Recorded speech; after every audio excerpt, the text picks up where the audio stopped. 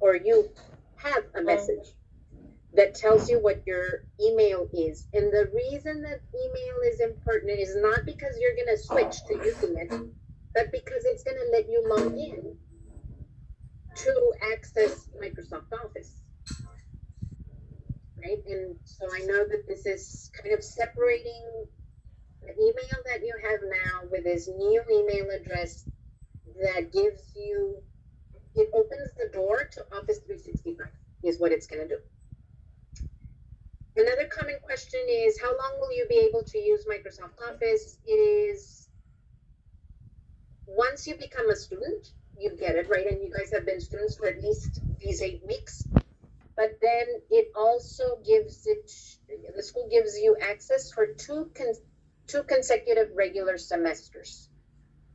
Let's say that you do not take any classes in the next 2 semesters, you still have access. So it is accessible for like a year, basically. And then they take it away. Does that make sense? It's a temporary account. Of course, they're not going to give it to us forever, right? So they can give you the many times we need it, or just... Yeah. So, for example, right now, you already have it, right? Because you already signed up for this class. And then that's it. You keep it until you continue taking classes. And let's say next year, like in 2023, you don't take any classes, you're taking a break, you still have it for another 2 semesters, which is about a year. I have a question. So, yes. If I go ahead and I access the terabyte and I upload stuff and I work on it, and then like 3 years after, like let's say a year, let's suppose after a year I don't take any classes, can I buy? I guess that keep that space if I buy it. Is it tied into just the MiraCosta email? Because what I'm saying is, if I upload stuff to it, how can I maintain ownership of it if I'm not in the? Yeah, you're absolutely, that is a good question to ask. So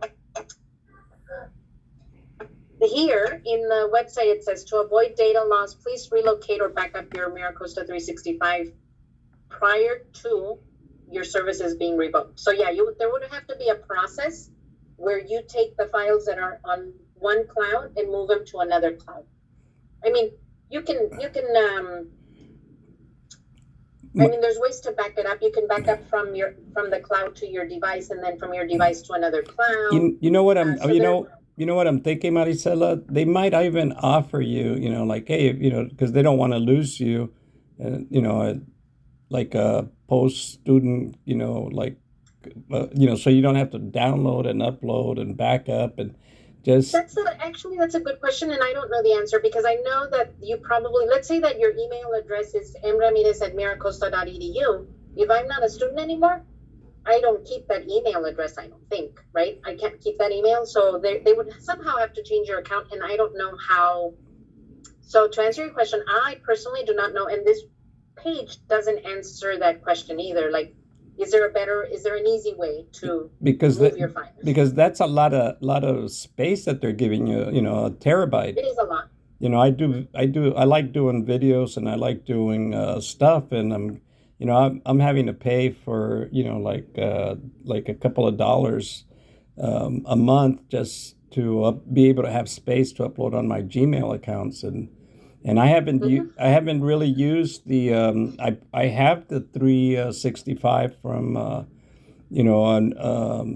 I bought the card at Costco. It seemed like a good deal. They offered that service what you're offering right now for the 365. I paid like $80 so I could download it on 5 computers, and I'm supposed to use. But since I'm a Gmail account, I kind of have hesitated and I haven't taken. What do you recommend? What class do you think you might help me with? Like, I know you're going to cover it right now, like the 365, but I'm just kind of concerned about Gmail and 365, and kind of like they're 2 different browsers. I'm not.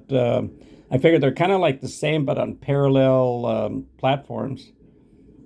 I think that there's a couple of classes where we talk a little bit more about it. Probably we kind of build on the basics, and that is there's an internet class, and I think one of the topics is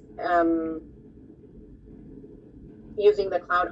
But I don't know that you're gonna get a class where we actually solve this question of how to manage different clouds. Like I don't Okay. think we will ever cover that. All right. That's fine. That's fine. I'll figure that out later. But what class would you recommend? You know, like now that we've had yours, what would be the next class that Okay. you would recommend? Because I find this information super helpful, and I want to have like a, you know, spaced repetition. You continue and you practice it, then you get it. Okay.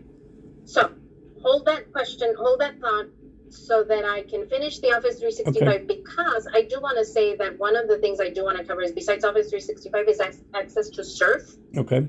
And on this list, I have Surf so that you guys are able to independently search for classes and even register. If you're brave enough to do it on your own, you can register for classes. And I think some people in this class are already registering on their own. So yes, let me come back to the question about future classes. Thank you. Okay. But wrapping up or not even wrapping up, but just kind of continuing to talk about Office 365